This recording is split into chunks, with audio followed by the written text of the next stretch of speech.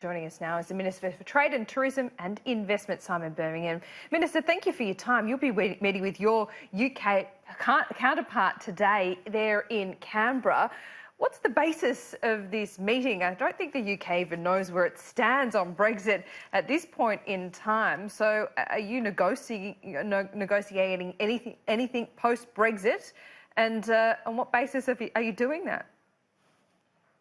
Well, good morning. Yes, I'm pleased to welcome to Canberra the UK International Trade Secretary, Liz Truss, and this will be an opportunity for us to talk about the handling of Brexit, the way in which Australia has worked to make sure that we have already in place basic agreements to facilitate continued trade and activity in a post-Brexit environment to give certainty to our businesses, but also what the world looks like post-Brexit in terms of our trade opportunities. And we are eager, as we understand the UK to be, to establish formal free trade agreement negotiations as soon as Brexit has occurred, as soon as we have certainty around the future there. And that's critical because the UK is already a top 10 trading partner for Australia, and the opportunities for us to lower some of the barriers to trade with the UK for our farmers, for our businesses, by doing away with some of the quotas and tariff regimes that they currently have as part of their EU relationship is a real opportunity, and we want to seize that because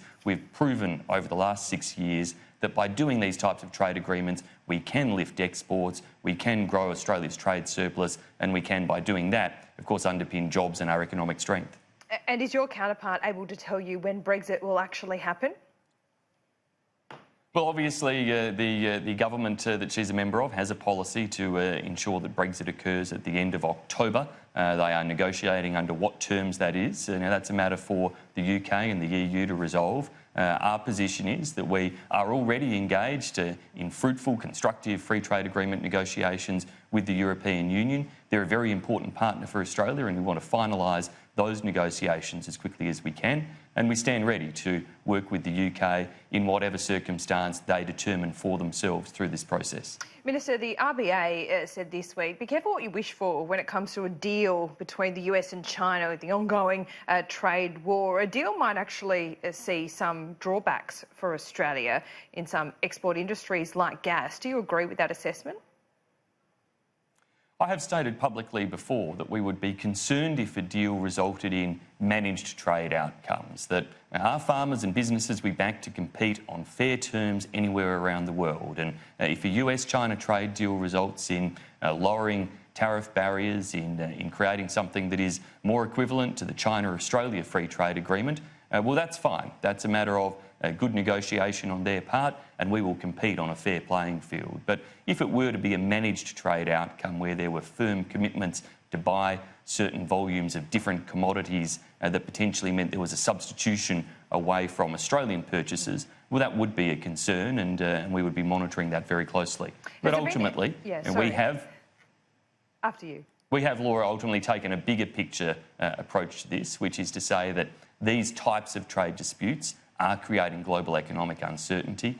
We've seen from the IMF, the OECD, that growth in trade volumes around the world is down. Australia's bucking that trend a bit, but globally it's down, and that has had a flow-on effect in terms of the decrease in economic growth globally, and that's of course seen some countries slip into negative economic growth territory, not Australia pleasingly, but it shows that there is a negative consequence from this type of destabilisation uncertainty, which is why we urge dialogue to end those disputes. Okay, your government has been complaining about big business pandering to activists and activist issues. What's annoying you so much? Is it this preoccupation with the climate emergency? Look, I don't think I'd say that it's preoccupying us or worrying us so much. There's been some clear messages there that have been given to business in terms of the way in which to advocate for the reforms that business tells us are important, reforms in terms of their ability to enhance productivity, to ensure efficiency in the Australian economy. And those types of reforms are critical to our competitiveness globally, which is what worries me most, that we, to maintain the success we've had in recent times of record export volumes, record trade surpluses, our businesses need to be competitive globally, and we want to make sure that business is focused as the government is, together, collaboratively, on ensuring that we are competitive in those export markets. Okay, just finally, the ACCC is calling on another inquiry into the banking system today. It's on the front page of The Australian. Does this show that your government's response to the Royal Commission was inadequate? No, it doesn't. It shows that the agencies of government are doing exactly as we would expect them to, which is to maintain scrutiny, maintain engagement. Our focus as a government is on progressing, as the Treasurer has outlined, our responses to the Royal Commission. That will see substantive pieces of legislation working their way through the Parliament. But in the meantime, we would expect agencies, be they the ACCC, ASIC or otherwise, to continue to do their job. No doubt this particular matter will be considered appropriately by the Treasurer. And not the Treasurer, but the Prime Minister is heading to Washington later this week. What message will he be taking to Donald Trump? Well, our relationship with the United States is an important one. It is our largest investment partner, and so in an economic sense, the US remains very important. China may be our largest trading partner, and we have important relations there. But the US, being a close ally and traditionally and still our largest investment partner, there's an economic piece to that message. And of course, on the trade front, we have continued to urge engagement and for the US and China to find a way to resolve their dispute. But more generally, the PM, I'm sure, will be talking and working with President Trump about the success of our relationship. It is a true partnership.